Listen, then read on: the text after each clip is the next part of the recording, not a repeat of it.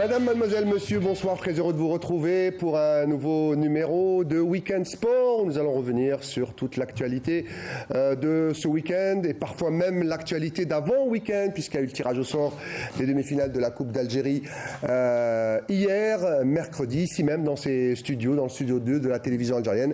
Et on connaît donc les 4 protagonistes de ces demi-finales et leur confrontation. On va en parler tout à l'heure. On va parler de la Ligue 1 avec la 23e journée qui se déroulera ce week-end, et également on va parler de la Ligue 2 avec également dans les deux groupes la lutte qui fait rage pour la montée en Ligue 1. On parlera de gymnastique dans cette émission, également de tennis, de handball.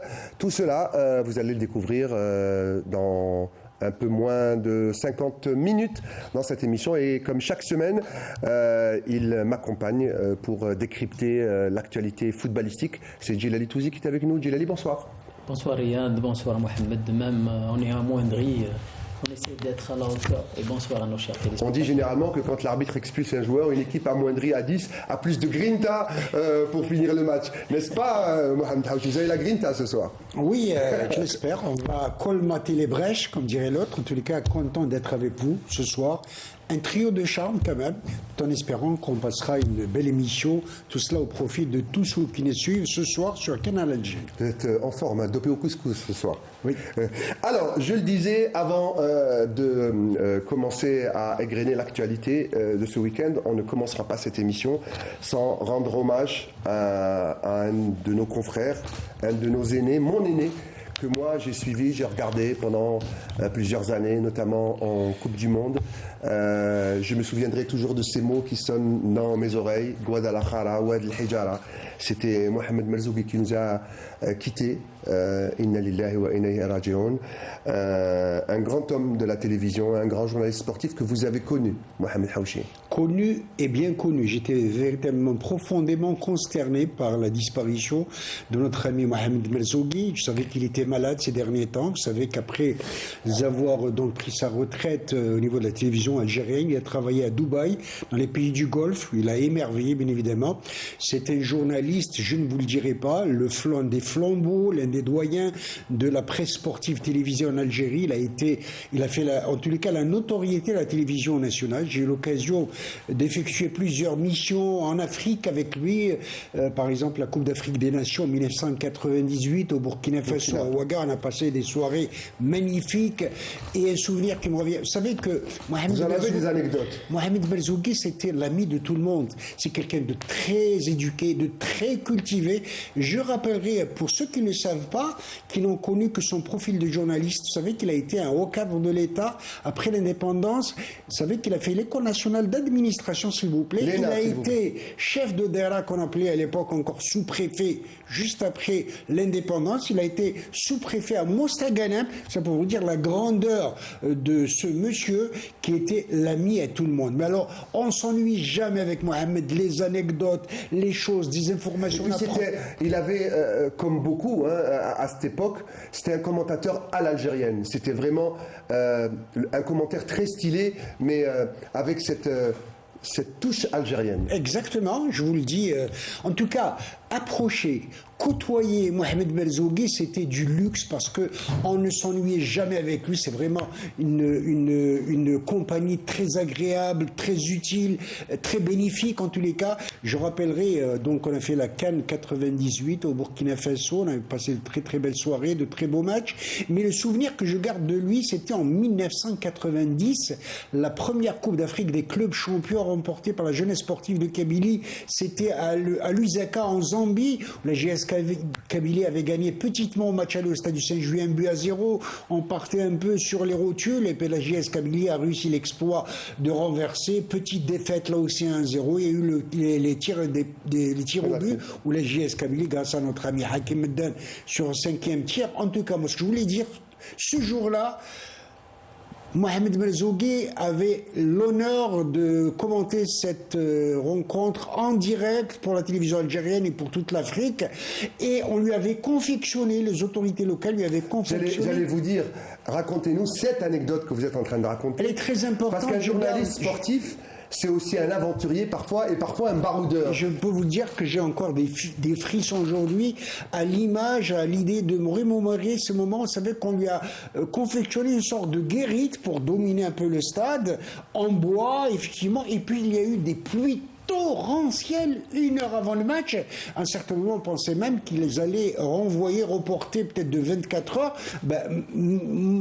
Miracle, le sol était donc ça s'est absorbé il a absorbé et puis la finale s'est jouée. Sauf que notre ami Merzougi, qui était haut perché sur cette cabine, en tout cas qui dominait tous les stades, a eu un court-circuit. Un court-circuit, j'ai vu Mohamed trembler, mais alors incroyable. On avait craint le pire pour lui. Il voulait même sauter de dessus. Et puis, Rabbi Subhanahu, c'était pas son heure. Son destin, c'est qu'il s'en est sorti indemne. Je peux vous dire qu'il a eu une peur bleue. On a passé toute la soirée à nous rappeler avec lui, Mskin, tous ces moments douloureux. Ça pour vous dire un petit peu le souvenir que je garde. C'était pas un ami. C'était un confrère, mais un confrère avant tout. Je dis mes sincères condoléances. J'ai eu à le dire sur la plateforme numérique de l'ENTV. Il a été enterré hier au cimetière Ain Beida d'Oran, le grand cimetière d'Oran. Tout ça pour vous dire devant une foule nombreuse. Mohamed Merzougi est une bibliothèque vivante, en plus de son aspect professionnel. En tout cas, il laisse un grand vide au sein de la presse. Il restera sportive. une icône de la télévision et une icône du service public du service des sports de la télévision. Je voudrais juste préciser qu'il est parti à l'âge de 77 ans. Il avait quelques années encore, notamment à côtoyer. L'année dernière, j'avais commenté le championnat d'Afrique, le Chan à Oran. Je voulais le voir, mais il était vraiment fatigué. En tout cas, on garde le souvenir d'un frère, un frère de cœur, Allah rahmak Mohamed. Allah rahmak Mohamed. Qu'est-ce qui vous reste de souvenirs de Mohamed Merzougi? Étant jeune, on l'entendait souvent à la télé. Il a son propre style. Oui, c'est l'un des pionniers de la presse sportive algérienne. Et il a marqué de son empreinte la presse sportive algérienne. Rabbi yarhamou wa sa'alih. Wa inna lillahi wa inna ilayhi raji'un. Allah yarhamou wa sa'alih. Alors, on va faire continuer ce qui a passionné Mohamed Merzougi toute sa vie et toute sa carrière, c'est-à-dire parler de football. Certains n'ont pas la chance de faire le métier de leur passion. Je voulais juste te dire qu'il va rejoindre son ami de tout temps, un grand reporter de la télévision à l'époque, c'était Milou Tcherfi, qui a été au cadre du RND, qui est parti il y a quelques années. Je peux vous dire qu'ils vont se retrouver dans l'au-delà. En tout cas, ils étaient frères, Mohamed Merzougi et Milou Tcherfi. Et puis de la région, il y avait beaucoup de grands. Il y avait HH aussi qui nous a quittés. Hachmi Hantaz et beaucoup d'autres, bien évidemment. Notre ami Faisal Hafaf, qu'on salue. On salue. Et bien évidemment, plein d'autres comme son nom m'échappe, c'est l'ancien rédacteur en chef des sports de la radio chaîne 3 qui était au studio. Son nom va me revenir tout à l'heure. Alors on va rester avec le football et on va parler cette fois-ci de tirage au sort. On connaît depuis hier les deux affiches et elles sont superbes. Quel que soit le tirage, les affiches auraient été fabuleuses parce que tenez-vous bien, dans ces derniers carrés, nous avons le premier, le second, le troisième et le quatrième du championnat de Ligue 1. Le MCA a tiré, ou plutôt c'est le CSC qui a tiré le Mouloudia d'Alger et le CRB a tiré l'USMA d'Alger. On va revenir sur ce tirage au sort, messieurs, on va regarder ce tirage dans ce sujet signé Sarah Delban. Situation inédite. Les demi-finales de Dame Coupe opposeront pour la première fois de l'histoire les 4 premiers au classement dans le championnat. Un derby et un classico au programme. هو إذن أول نادي يسحب لينشط دور النصف النهائي مولودية الجزائر. ستجرى يوم 23 من هذا الشهر بين مولودية الجزائر ونادي الرياضي القسنطيني. La première demi-finale opposera le leader, le Mouloudia d'Alger, et le dauphin, le CS de Constantine. Demi-finaliste 4 fois, mais n'a jamais réussi à atteindre la finale. Pour les Rouges et Verts, ils visent certainement le doublé cette année. Premier du championnat, en Coupe d'Algérie, ils ont réussi à atteindre la finale 9 fois et n'ont perdu qu'une seule. Ce match se jouera au stade Miloud Hatchi d'Oran le 23 avril prochain, où les deux équipes tenteront de filer en finale.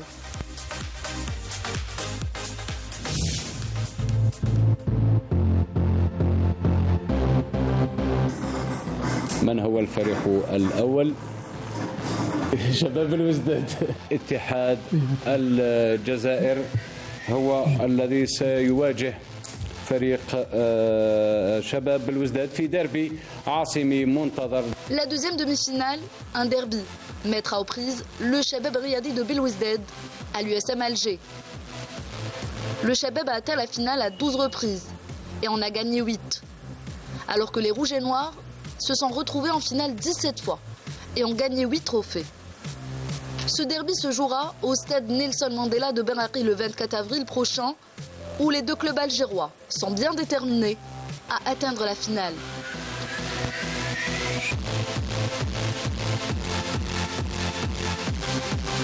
En tout cas, les places en finale seront difficiles. Que le meilleur gagne et que le beau spectacle soit au rendez-vous. Djilali Damkoup a des goûts de luxe cette année avec un quatuor flamboyant, probablement, même très certainement, en tout cas mathématiquement pour le championnat. Ce sont les 4 meilleures équipes du championnat qui vont animer ces 2 demi-finales. On va d'abord votre première impression sur ce tirage. Déjà, c'est pour la première fois qu'on retrouve en demi-finale 4 grands clubs qui drainent derrière un grand public. 4 clubs qui sont peut-être les meilleurs cette saison au championnat, de par leur classement actuel. Donc c'est des demi-finales inédites, c'est des demi-finales un plateau royal. Moi je dirais c'est le carré d'as, carrément. Donc ça va avoir une saveur particulière. Ça va être des matchs, je dirais, où le pronostic, ça sera difficile à faire. Mais ce qui est sûr, c'est que le spectacle sera assuré. Mme Taouchine, le spectacle sera assuré, mais on sait que le goût de la coupe est différent, même surtout pour les supporters. Déjà, ils vont faire la fête jusqu'au match. Je rappelle que les matchs, ce sera mardi et mercredi prochain. Un match se déroulera au stade Nelson Mandela. C'est le derby algérois entre le CRB et l'USMA. Stade archi-comble. Par contre, à Oran, ce sera huis clos pour ce choc entre ces 2 grandes galeries, le CSC et le Mouloudia d'Alger. Écoutez, c'est quand même douloureux d'arriver à une telle décision, mais si la décision a été prise, il faut la respecter, dans la mesure où on a vu des incidents ces derniers temps, et vous savez, on pèse le pour. Il vaut mieux une déception au départ que des regrets exactement, c'est le cas de le dire. D'ailleurs, hier, j'avais au téléphone des amis amateurs de football d'un certain âge, d'une grande maturité, des Oranais, qui craignaient beaucoup pour ce match. Ils disaient, on craint un peu pour notre joyau architectural qui est le stade Milo Dadfi. Donc on redoutait, et puis bon, cette décision est tombée comme un coup près. Je le dis, je le redis, c'est malheureux pour le football, mais s'il fallait prendre cette décision salutaire peut-être, bon, il faut la respecter telle qu'elle. Et je dirais peut-être que quelque part, ça pourrait évidemment soulager ceux qui prônent la sportivité, le fair play dans nos stades. Voilà, et puis il faudrait que dans ce cas-là, les deux galeries feront la même route, en tout cas une partie de la route, c'est-à-dire entre Alger et Oran, et pour éviter tout incident qui puisse arriver. C'est une décision assez sage. On va parler maintenant des matchs proprement dits, messieurs. Avant de parler de Mouloudia CSC, c'est un match à part. On va parler de ce derby CRB, USMA, Djilali. Alors, il y a déjà eu 2 derbys cette saison. Les 2 derbys ont été remportés par l'USMA d'Alger, si je ne me trompe pas. En championnat, en aller-retour. En fait, c'est ou la revanche, et une sacrée revanche, parce qu'une élimination en se qualifiant en finale pour le CRB, serait une sacrée revanche. Et pour l'USMA, ce serait, même s'ils sont un peu loin du mondial, ce serait une occasion d'aller chercher une autre Coupe d'Algérie. C'est un match équilibré. Il ne faut pas oublier que ces 2 équipes sont 2 habitués de la Coupe d'Algérie. Déjà, ils ont 8 coupes chacune. Donc, la Coupe d'Algérie a une saveur particulière pour ces 2 équipes. Et il reste maintenant, parce que là, je dirais, la 2e place, même s'ils vont l'acquérir, ça sera une place qualificative en Champions League. Alors, Mohamed Haouchine aime les chiffres, cette fois je vais le battre. En demi-finale, il y a d'ores et déjà un record.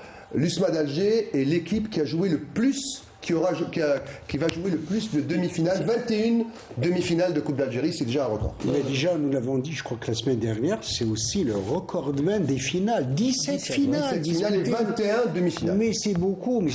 8 finales remportées, 9 perdues malheureusement à l'époque où il y avait la poisse, il faut le dire, du côté du l'USM Alger. Et j'avais respecté il y a quelques années la sportivité de ces fidèles supporters de l'USMA. Malgré l'amoncellement des défaites, ils ont cru jusqu'au jour où l'USM Alger a relevé la tête. Riyad, pardon, ces deux équipes n'ont pas eu peut-être en championnat le rendement escompté, parce que ces deux équipes n'ont pas été régulières et constantes dans leur performance en championnat.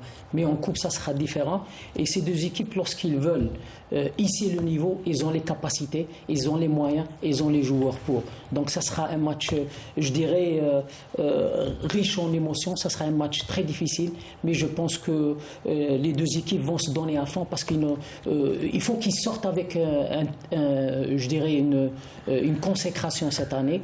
Et je pense que l'opportunité, elle est là, elle est présente. Donc les deux équipes peuvent prétendre à gagner cette Coupe d'Algérie. Ils en ont les moyens, surtout lorsqu'ils essayent de hisser leur niveau de jeu. Et ils ont de la qualité individuelle et collective. Ils ont des effectifs riches, donc ils peuvent nous gratifier d'un match de haut niveau. Moi, je suis d'accord avec vous que cette demi-finale, Mohamed, elle acquiert une particularité par rapport à l'autre demi-finale. Alors, si on en reste là, si les championnats en restaient là, les deux équipes, Mouloudia et CSC, seraient qualifiées en Champions League africaine. D'ores et déjà, elles ont rempli, on va dire, leur contrat, surtout pour le Mouloudia qui attend ce titre depuis très longtemps. En face, on a l'impression que c'est les deux équipes qui n'auront pas, ou peut-être pas, même si mathématiquement Mazel, il y a encore des calculs à faire. Il y a par contre une nouvelle compétition qui va naître l'année prochaine. C'est plus la Coupe de la CAF, c'est ce qu'on appelle l'African League. Et cette Coupe d'Algérie est qualificative à cette African League, ce qui donne plus de motivation à ces deux équipes, le CRB et l'USMA. Oui, c'est vrai qu'il y a un enjeu supplémentaire, mais je rappellerai juste, nous l'avons dit la semaine dernière, dans ce fameux carré d'As, il y a 3 équipes qui co-détiennent le nombre de coupes, 8 coupes remportées par l'USM Alger, le CR Belouizdad, le Mouloudia d'Alger. Le seul club qui n'a pas disputé la moindre finale, c'est malheureusement un grand club, c'est le CS Constantine, qui rêve cette année d'une première finale qui risque de faire date dans l'antique Cirta, comme on dit.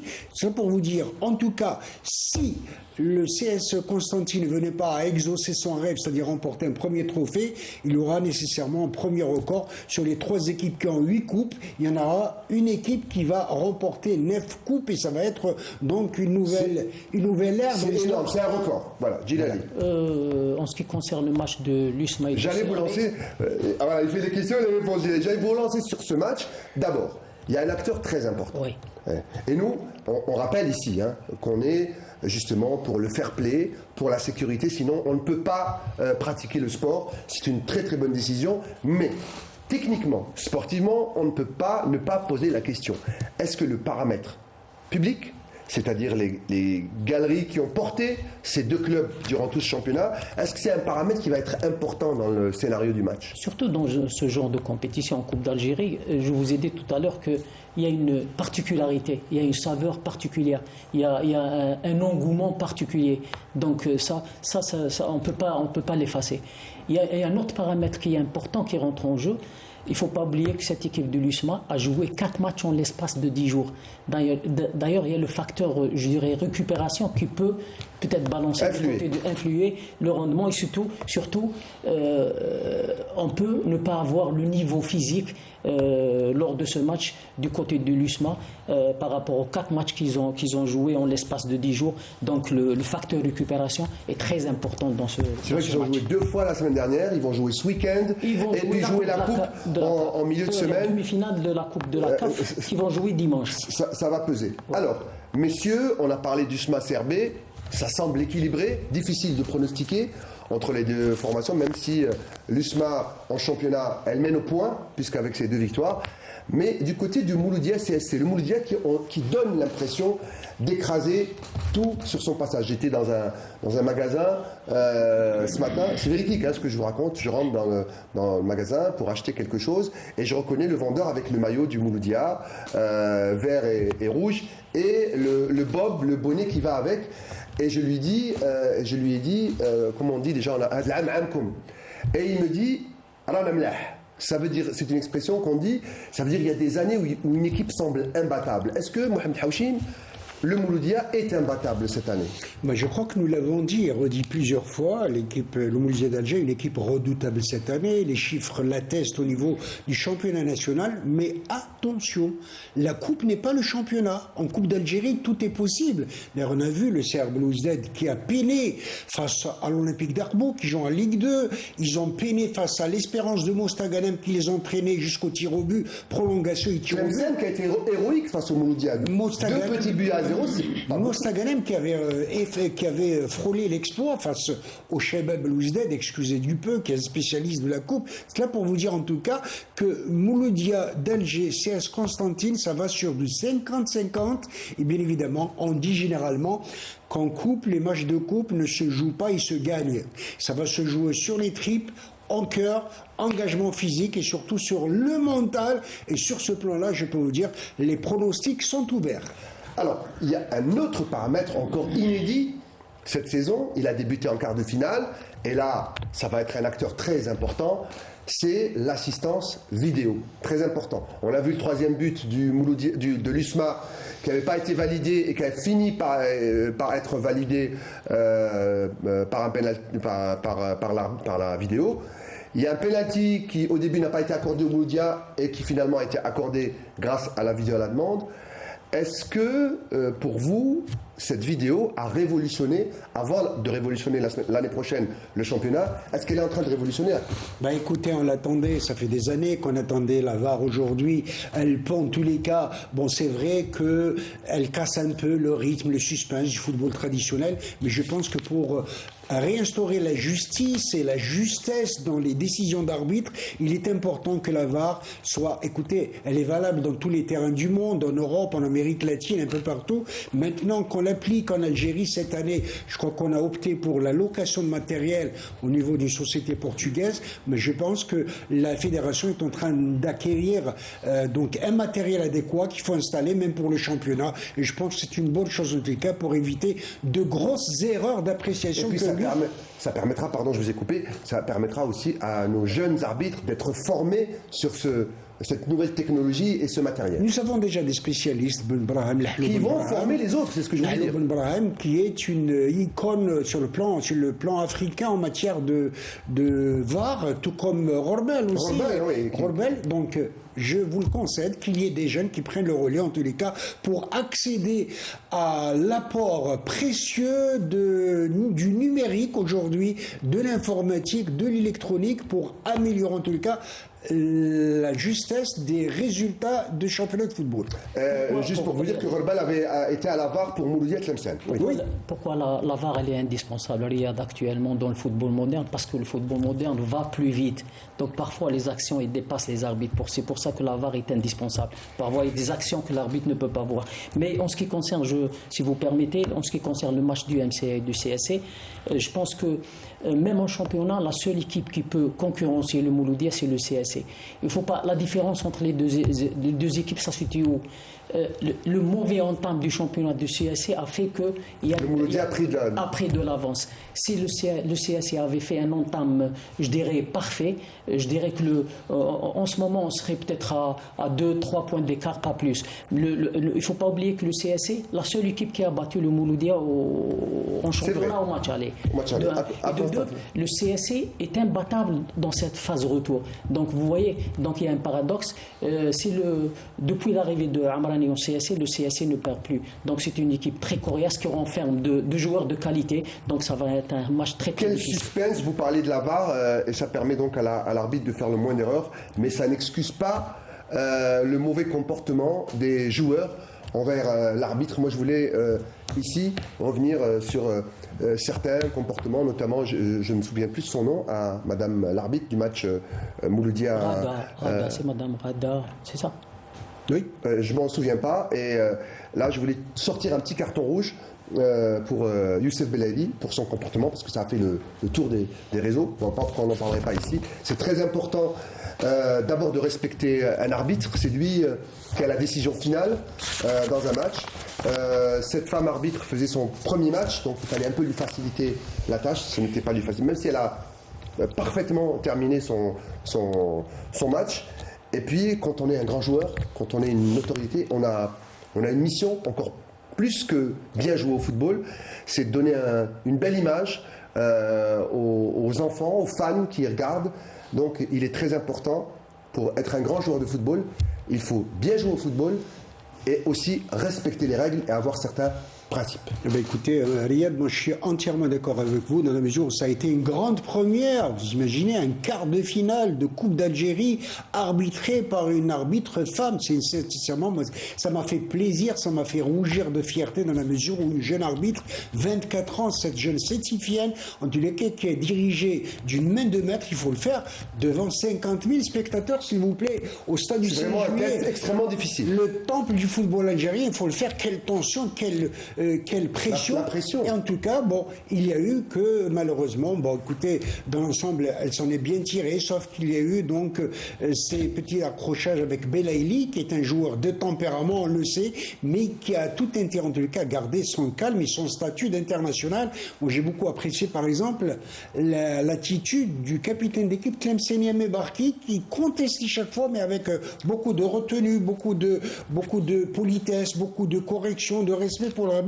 Et comme vous l'avez si bien dit, j'estime que Youssef Belaïli, qui est un bon joueur, un très bon joueur, doit se maîtriser. Je sais que sur le plan là, les dirigeants du Mouloudia, Patrice Baumel, sont en train de faire un travail colossal pour retenir sa fougue, pour qu'il y ait du respect sur les terrains.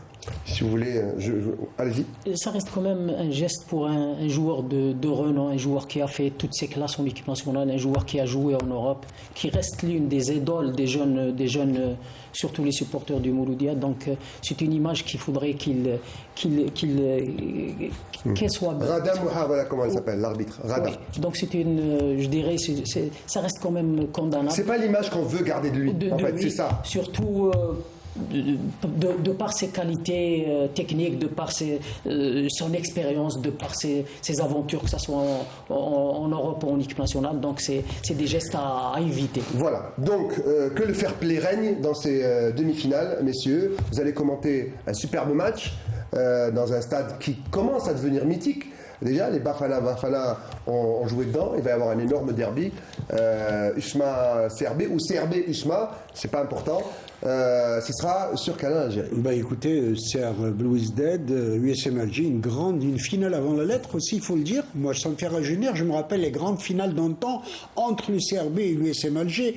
Les Lalmas, les Rahmou, les Kalem, les Achour, les Selmi Djilali. Et en face, il y avait un grand Djemal Orbi qui était gardien légendaire de l'USM Alger. Il y a eu même des finales rejouées là aussi. On en a parlé la semaine dernière. Il y a eu des finales CR Blues Dead, CR Bilcourt, on l'appelait à l'époque, USM Alger qui ont été rejouées. Ça a donné lieu à de belles soirées footballistiques et c'est resté dans les annales de Dame Coupe, l'épreuve reine par excellence en Algérie. Allez, gageons que ce sera très certainement deux superbes affiches.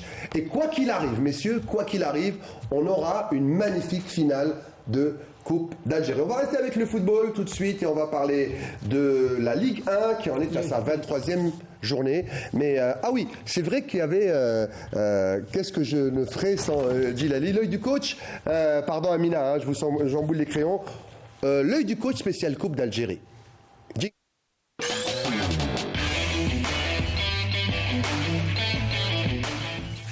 L'œil du coach, vous avez choisi aujourd'hui de parler de ces demi-finales. De l'événement, c'est les demi-finales. Donc moi je dirais sans surprise, c'est les 4 meilleures équipes actuellement du championnat qui sont qualifiées en demi-finale. Globalement, la hiérarchie a été respectée. Donc on a un plateau royal, c'est un carré d'as. Donc 4 grands clubs qui drainent derrière eux un nombre important de supporters. Donc c'est les meilleures équipes du championnat actuellement, démontrent le classement, ce qui est démontré par leur classement respectif. Vous l'avez rappelé tout à l'heure, c'est très rare Ouais. que les 4 demi-finalistes soient les leaders du championnat. En même temps. En plus, Les quatre, oui. Les quatre. J'allais dire. En plus, il possède des joueurs de qualité, un effectif de qualité, et que ce soit individuel ou collectif. Il y a 3 équipes qui possèdent le record dans la consécration de cette compétition. C'est le CRB, le MCA et l'USMA avec 8 consécrations. Il y a le CSC qui n'a pas peut-être de Coupe d'Algérie, mais un entraîneur qui est recordman des Ah oui, on n'en avait pas consécrations parlé en Coupe tout à l'heure, d'Algérie. tout à fait. Il a gagné 5 Coupes d'Algérie avec différentes équipes. Ouais. Amrani, 5 Coupes d'Algérie. Oui. Il détient le record. Et pour ce qui est des joueurs, Moi, je peux. Hadja Adlal, 6 coupes. Ah, Et Mahieddine Mftah, 6 coupes aussi, avec différents clubs, JS Kabylie et SM Alger. Voilà. Mais en tout cas, pour le CSC, ils ont eu le nez creux aujourd'hui, cette année. Ils sont presque en finale et ils ont recruté le spécialiste de la Coupe d'Algérie. L'entraîneur, là où il part, il gagne la Coupe d'Algérie. Donc, il a des chances cette année de gagner cette Coupe d'Algérie. Donc, ça reste quand même un concurrent. Le Mouloudia et sérieux. Baumel sont avertis. Oui. Le MCA qui vise le doublé, c'est légitime, je dirais, par rapport aux capacités, par rapport à ce qu'ils produisent dans le contenu de jeu, dans la qualité, dans le volume de jeu et dans le volume de compétition.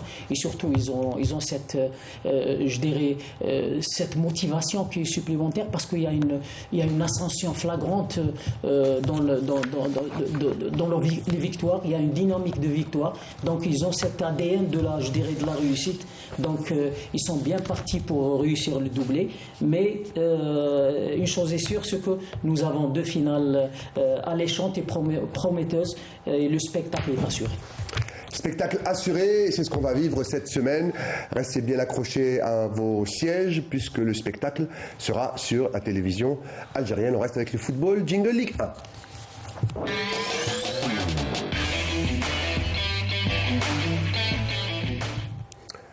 Avec ce week-end, ça se jouera demain et jusqu'à samedi, la 23e journée du championnat que nous présente Fatah Abada. La Ligue 1 mobilise dans sa 23e journée continuera ce vendredi avec des rencontres qui s'annoncent palpitantes, voire décisives, aussi bien pour le haut du tableau que pour les équipes positionnées en zone rouge. En match avancé, les Canaries du Djurdjura ont reçu mardi au stade du 1er novembre de Tizi Ouzou le premier relégable au classement actuel, le Mouloudia d'Oran. Et les choses ne semblent pas s'arranger pour les Hamraois qui se sont inclinés sur le score de 3-1, ce qui les met à 4 points du premier non relégable alors que les Canaries respirent et remontent à la 8e place. Le leader mouloudien fera un déplacement périlleux à Magra pour affronter le Nejm local. Les coéquipiers du capitaine Ayoub Abdellaoui ne comptent pas céder la moindre parcelle aux poursuivants, alors que les locaux ne sont pas très loin des portes du purgatoire et doivent impérativement remporter ce match s'ils veulent préserver leurs chances de maintien. Le dauphin constantinois voyagera de son côté chez les Siskawa de l'USMK. Les poulains de Abdelkader Amrani voudront sûrement continuer sur cette série de bons résultats, mais savent que les Khenchli sont très difficiles à manier, surtout à domicile, sachant qu'avec 28 points, les coéquipiers de l'Amri ne sont pas encore sortis d'affaire. Les Soufis, déjà en Ligue 2 depuis déjà longtemps, à moins d'un miracle, recevront les Shelfawa, qui eux par contre sont en très mauvaise posture cette saison. Avec 24 points, Ammar Bourdim et ses coéquipiers ont tout intérêt à prendre les points pour rester du moins pour le moment hors des places de relégables.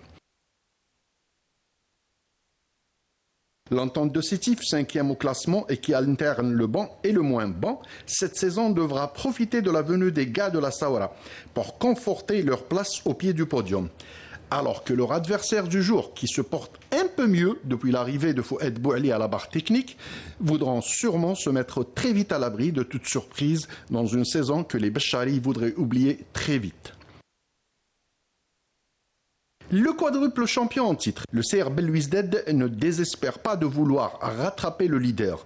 Paqueta et ses troupes, avec un match en moins après le nul concédé face au PAC en match de mise à jour, comptent au minimum accrocher la 2e place pour jouer la Champions League africaine à laquelle ils ont pris goût. Pour cela, ils devraient commencer par battre les gars des Iban. En effet, l'US Beskra est en train de réaliser une de ses meilleures saisons en Ligue 1.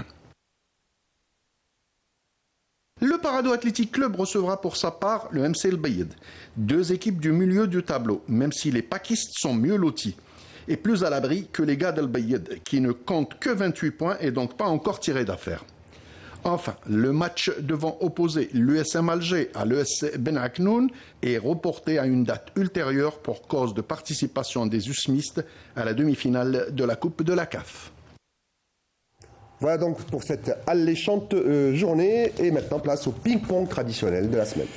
Oui, le ping-pong, on va le commencer par un prélude d'abord, un premier match qui a été avancé, qui s'est joué donc avant-hier entre la JS Kabylie et le Mouloudia d'Oran. Une équipe de la JS Kabylie qui a sorti la tête de l'eau, c'est le cas de le dire en tout cas, face à un Mouloudia d'Oran qui inquiète de plus en plus ses supporters. La JS Kabylie a mené 3-0 face à une équipe du Mouloudia vraiment fébrile.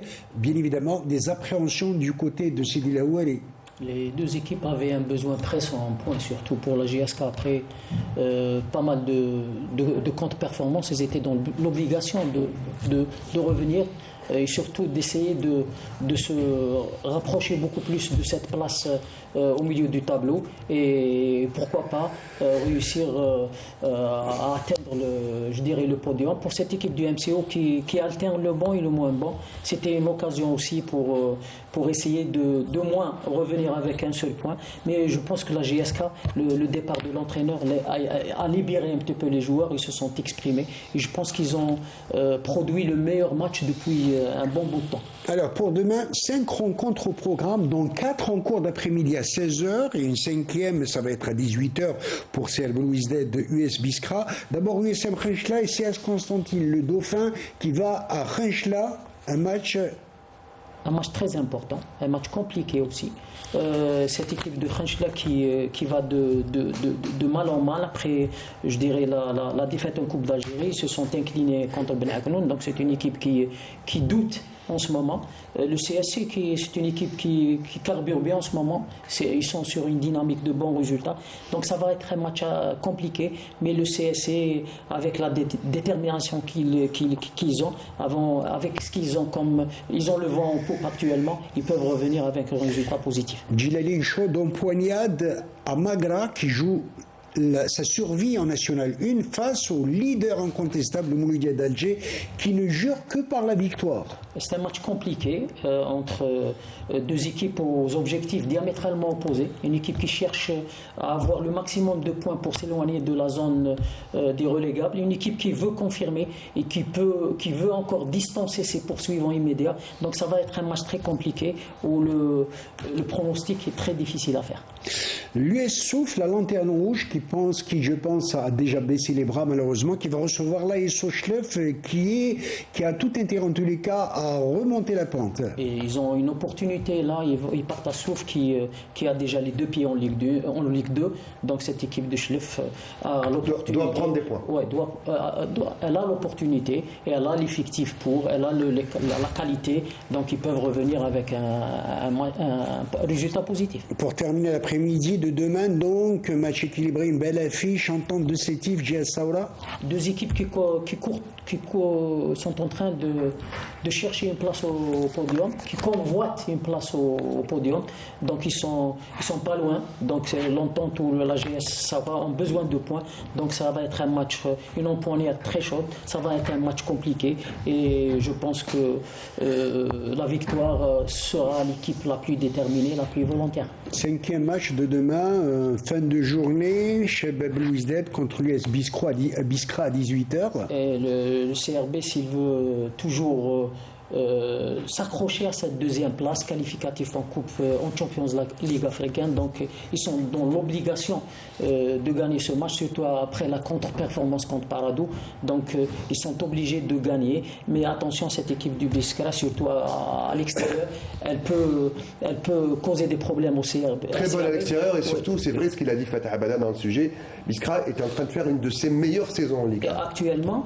mais je pense que la défaite en quart de finale de la Coupe d'Algérie, elle les a un petit peu affectés. Donc le CRB peut profiter de cette situation. Et une seule rencontre pour la journée de samedi à 16h, là aussi en Dieu, on a au stade de Dalbaïda, Paradou Athletic Club contre le Mouloudia d'Albaïd. Donc Paradou, même s'ils sont passés par une période difficile, ils reviennent progressivement.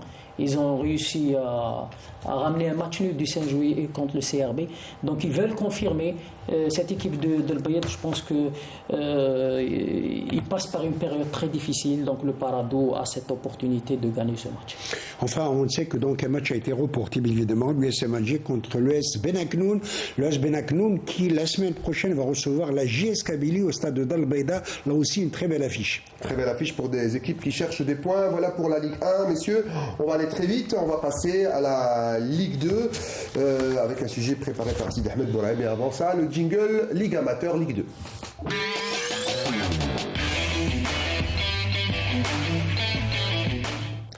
Et on va suivre donc les matchs les plus importants de cette journée en Ligue 2 qui va se jouer entre vendredi et samedi avec Sidi Ahmed Bouraïm. Dans le groupe centre-est, on assistera à une belle affiche entre l'Olympique Aqbou et son dauphin, le MSP Batna. Les Bleus et Blancs qui possèdent pas moins de 13 points d'avance au classement général comptent rester invaincus cette saison, alors que le MSPB visera la victoire même si ce match se déroulera malheureusement à huis clos. Troisième au classement, l'autre club de Batna, le CAB en l'occurrence, évoluera également hors de ses bases sur le terrain de l'IRB Ouergla 9e avec 25 points. Dans la course au maintien, l'USM Annaba, premier relégable, aura l'occasion de décrocher 3 précieux points lors de son déplacement sur le terrain du Mouloudia de l'Alma, qui a déjà un pied en interrégion.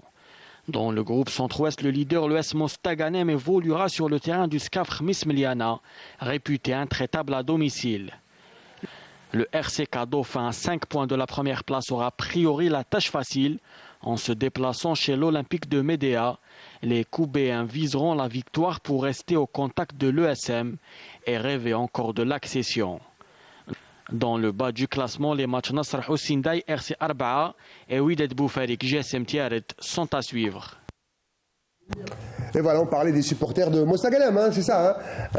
Et moi, je ne le savais pas, c'est le Hawata. Hein, c'est ce qui était dans les banderoles des supporters de Mostaganem. Voilà donc cette Ligue 2 assez intéressante, même si justement le Hawata et Aqbou de l'autre côté semblent carburer bien partis. Aqbou qui a pris encore 3 points supplémentaires, 13 points sur le second. Et demain, donc, ça va être MSP Batna, le second, qui reçoit l'Olympique d'Arbo. Mais l'MSP qui s'est fait battre par son rival, son voisin, le Cap de Batna, et qui a perdu 3 points. Je pense qu'avec 13 points d'avance, l'Olympique d'Arbo est bien parti pour accéder pour la première fois de son existence en première division, alors que en groupe centre-ouest, il y a Mostaganem qui mène le bal 5-0 cette semaine en match retard. C'est là pour vous dire en tous les cas que le RC Kouba, qui vient d'avoir un nouvel entraîneur, Lahadi Khazar, espère toujours coller. Sait-on jamais, il y a quelques longueurs, en tous les cas 4 ou 5 points entre les deux, mais encore ça reste quelque peu jouable, mais une très belle équipe de Mostaganem. Voilà, Aqbou,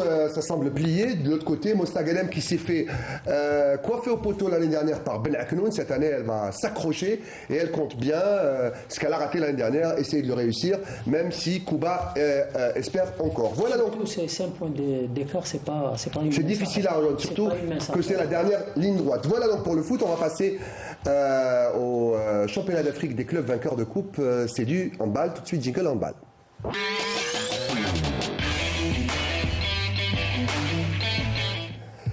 Le championnat d'Afrique des clubs vainqueurs de coupe qui abrite la belle ville d'Oran, hein, que vous connaissez bien, Mohamed Haouchine, et que vous aimez bien, avec ces très belles salles, notamment la salle Miloud Hadfi et Boutlilis également, qui abrite aujourd'hui. Il y a eu un choc, il y a eu beaucoup de matchs, il y a eu notamment celui-là, on va voir les images entre, vous savez que les Angolais sont parmi les meilleures handballeuses du continent.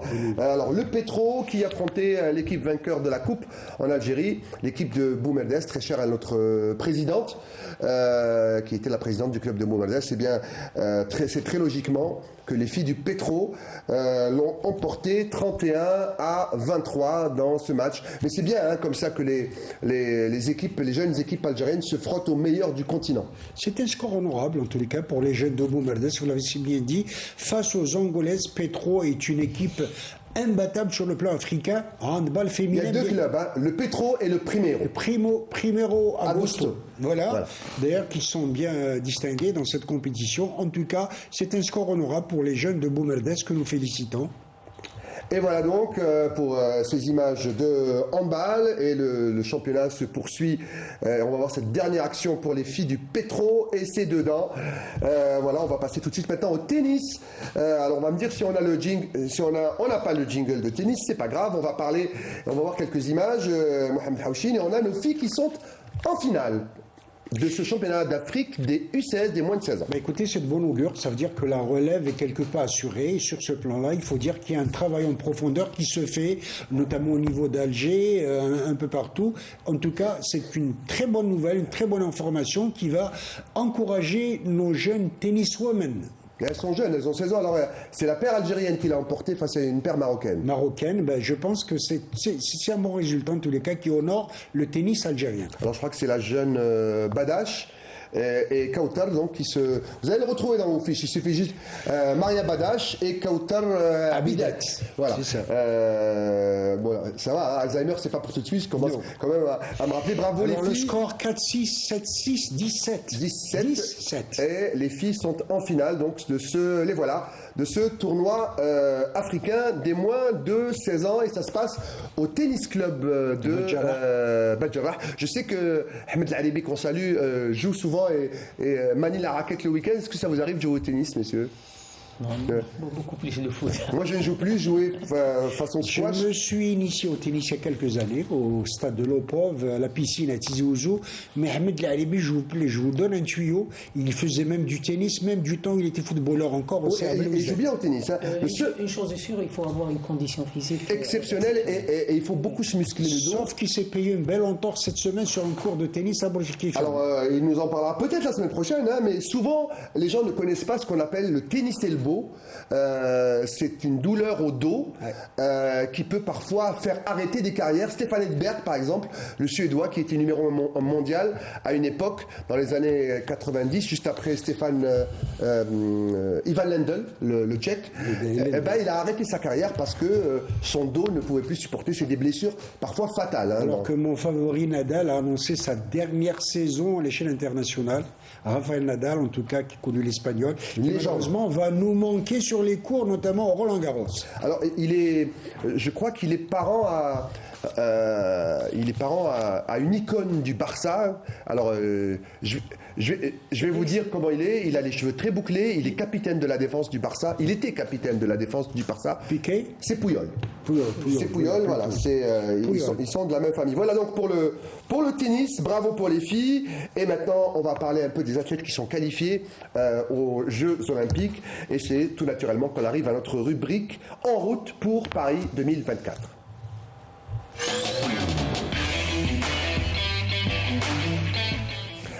Alors, hier, nous étions à 100 jours des Jeux Olympiques avant de regarder ce sujet sur Paris. Alors, on connaissait Paris brûle-t-il. Maintenant, on va poser la question, Paris est-il prêt pour les Jeux? Mais avant cela, une information, et ça c'est une vraie chance de médaille, messieurs. Hein. Kayla Nemour, notre gymnaste, qui est une gymnaste exceptionnelle, qui a même un talent certain. Quelqu'un ici dans le studio, je vais vous dire, on est les caméramans de plateau les plus brillants, ce sont même de grands journalistes qui nous ont appris que il y a même un geste qui s'appelle le geste Nemour. Elle a inventé un geste de gymnastique propre à elle, c'est fabuleux. Alors, Kayla est qualifiée, ce sera demain à Doha, c'est une étape de la Coupe du Monde. Regardez ces images et regardez, messieurs, je vous invite à regarder le grand écran derrière pendant que nos amis regardez la technique de cette jeune fille, cette grande championne. On va la voir tout à l'heure en gros plan. Alors elle est qualifiée pour la finale demain. Elle s'est qualifiée avec un pointage de 15 1400 points, l'Algérienne. Regardez cette dextérité. Et puis en gros plan, regardez. Quelle chute en plus. On va revoir sur un autre plan, cette fois-ci de face avec le drapeau algérien qui flotte. Une session à l'entraînement. Bravo, Kayla. C'est une énorme chance de médaille aux Jeux Olympiques. Quelle grâce, c'est sublime en tout cas. Et puis en plus, elle est vraiment radieuse, notre championne. Voilà, donc à suivre. Donc, c'est de l'art à l'état pur. C'est de l'art et c'est du sport et c'est aussi beaucoup de travail. vous êtes entraîneur, ça c'est un travail de répétition, Riyad, faut-il rappeler que c'est quand même une belle revanche pour Kayla, dans la mesure où elle était en équipe de France, il s'est fait quelque peu marginaliser, le médecin, le staff médical qui estimait parce qu'elle était blessée à une certaine époque, ils ont voulu l'écarter, ils n'ont pas voulu qu'elle reprenne la compétition, sa maman s'est battue pour sa fille bien évidemment, son entraîneur aussi bien évidemment, elle a repris malgré les contre-indications du staff médical de l'équipe de France, et bien là elle a été écartée, la maman a préféré donc se référer à ses ressources, à ses sources. Ses racines. Oui, à ses racines, plutôt ses racines algériennes, en tout cas, tant mieux pour le sport algérien. En l'attend à Paris. Alors, il ne reste pas beaucoup de temps, je suis obligé rapidement. Rapidement, elle a commencé très jeune déjà, et de deux, c'est qu'elle a fait une formation adéquate. Alors, juste pour finir, Kayla Nemour est probablement la meilleure gymnaste aux barres asymétriques au monde. C'est la meilleure dans cet agrès. Voilà, on reste avec les Jeux et on va voir dans ce sujet quels sont les derniers préparatifs de la ville de Paris qui va accueillir les Jeux à partir du 26 juillet prochain. On regarde. À 100 jours du début des Jeux Olympiques, l'organisation des JO de Paris 2024 apparaît comme une véritable course contre la montre.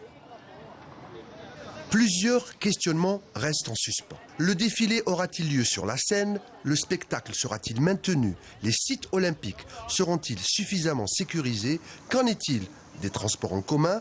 Nous avons l'avis de certains habitants de la capitale française. Alors de l'excitation, non, désolé, c'est certainement pas la bonne réponse, mais moi j'ai aucune excitation vis-à-vis des JO, même si c'est plutôt un bel événement quand même pour Paris et la France, mais j'ai beaucoup d'inquiétudes, ouais, à plein de niveaux.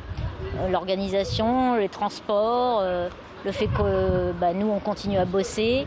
S'il reste, tant pis ou tant mieux pour eux, mais je pense que ils verront des choses qu'ils ne souhaitent pas voir. Premièrement, autour de la cérémonie d'ouverture des JO, qui aura lieu le 26 juillet prochain, le plan initial prévoit un parcours fluvial sur la Seine avec des délégations sportives qui défileront sur 6 km. Alors que les organisateurs assurent depuis plusieurs mois qu'aucune autre option n'est envisagée, on pense déjà au plan B, le Stade de France. Souci numéro 2, sécuriser le parcours de la flamme olympique. Ce qui n'empêche toutefois pas d'anticiper d'éventuelles perturbations. Le relais de la flamme, lancé hier, le 7 avril, à Olympie, en Grèce, fait notamment l'objet d'une grande vigilance accrue de la part des organisateurs des Jeux de Paris et de la sécurité qui tournent autour des JO. Depuis l'annonce des Jeux, les Franciliens craignent un engorgement des transports en commun pendant les épreuves. À 100 jours de la cérémonie d'ouverture, la ministre des Sports française a tenté de rassurer les Parisiens en promettant d'être au rendez-vous sur le plan des transports. Le 27 mars dernier, le patron de la RATP et ex-premier ministre, Jean Castex, s'est montré optimiste. On court, c'est un marathon, mais nous sommes sûrs d'arriver dans les délais. Autre casse-tête pour les organisateurs, rendre la Seine baignable. Là encore, le président français l'assure, la Seine sera baignable. Des inquiétudes aussi pour ceux qui vont nager, par exemple, dans une eau juste dégoûtante. D'ailleurs, un sondage du mois dernier a montré que seulement plus d'un tiers des Français se sentaient enthousiasmés par l'événement sportif mondial qui débutera le 26 juillet prochain, avec la menace qui plane des grèves généralisées de tous les syndicats. Mais je pense que la ville de Paris en elle-même, je pense pas qu'elle soit prête. Je pense qu'il faudrait... en fait, il y a des choses qu'il aurait fallu prévoir plus tôt, comme je pense au chantier de la Tour Montparnasse. En fait, on a promis plein de trucs. Je me rappelle même qu'on avait promis que les transports seraient gratuits. Et il n'y a rien qui est fait. Donc je ne pense pas qu'on soit prêt, non. De ce côté-ci de la Méditerranée, en Algérie, 33 athlètes sont d'ores et déjà qualifiés pour les Jeux Olympiques. Et ils espèrent y briller de mille feux, voire même faire flotter le drapeau national. 100 jours nous séparent donc de la plus grande compétition sportive de la planète. Et il reste encore un espoir, que d'autres athlètes décrochent leur qualification avant le début de la compétition, notamment des disciplines pourvoyeuses de médailles comme l'athlétisme, le judo ou la boxe. Même si Pierre de Coubertin disait que le plus important était de participer, quand on est compétiteur, on doit penser plus haut, plus fort, plus vite, jusqu'à la victoire. Jusqu'à la victoire et ces belles larmes de Morsli, c'était magnifique. Messieurs, il ne reste pas beaucoup de temps. Je peux vous dire que ça va être un grand événement pour deux choses.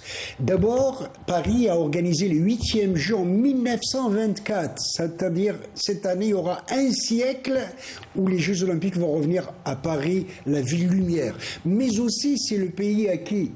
Au baron de Coubertin, ça vous dit quelque chose? Viens d'en parler. Écoutez, voilà, c'est le père des jeux modernes. Vous savez qu'il a puisé donc des jeux de l'Antiquité en Grèce, à Olympe. Il en a fait en tous les cas. Il a repris, il a lancé, il a créé le Comité international olympique, le CIO, Pierre de Coubertin. Il s'appelle Pierre de Freddy de Coubertin. Il a créé le CIO en 1894. Les premiers jeux, c'était à Athènes, tout à fait normal, en 1896. Et il a été président du CIO pendant 25 ans, lui qui a été boxeur, escrimeur, il a fait de l'équitation, il a fait de l'aviron, ça fait beaucoup. L'important c'est de participer comme disait Coubertin, mais vous ne faites pas que participer. Merci, un dernier mot, il est pour vous parce qu'il ne reste pas beaucoup de temps. Pour nos athlètes, ils vont se sentir chez eux parce qu'il y a toute une communauté. Grande communauté algérienne. Donc c'est un avantage pour eux.